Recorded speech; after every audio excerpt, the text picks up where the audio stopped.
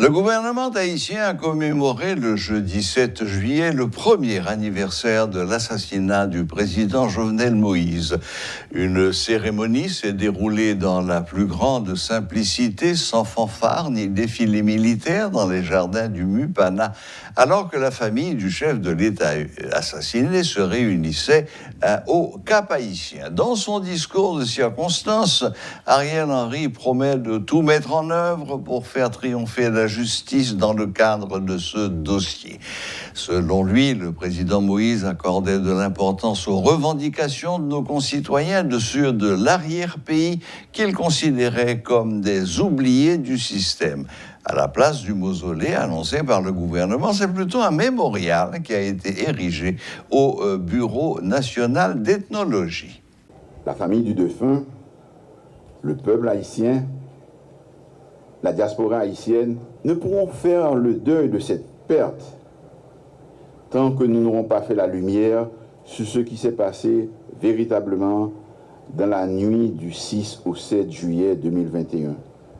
Tant que nous n'aurons pas découvert la vérité, toute la vérité, tant que nous n'aurons pas amené devant les tribunaux compétents les auteurs et les commanditaires de ce crime odieux.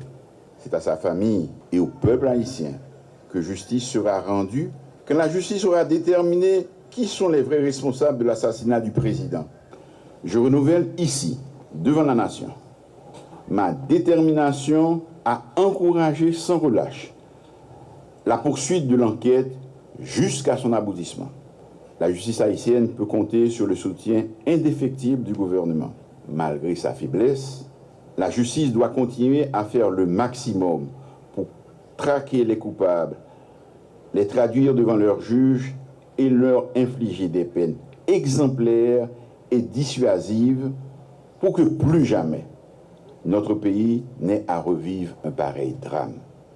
Le président Jovenel Moïse n'était pas satisfait de ce qui se passait dans notre pays ni dans la société haïtienne.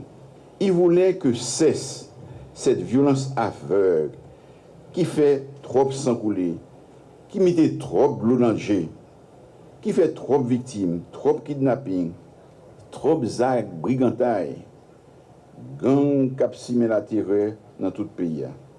Il voulait que les Haïtiens se réconcilient entre eux. Il voulait une autre Haïti. Il voulait changer les choses et insuffler d'autres valeurs à notre jeunesse. Et surtout faire en sorte que l'on fasse de la politique autrement. Le président Moïse a accordé de l'importance aux revendications de nos concitoyennes et de nos concitoyens, et en particulier celles et ceux de l'arrière-pays qu'il considérait comme des oubliés du système. La mort du président doit être le dernier acte d'une période d'ignominie et d'intolérance.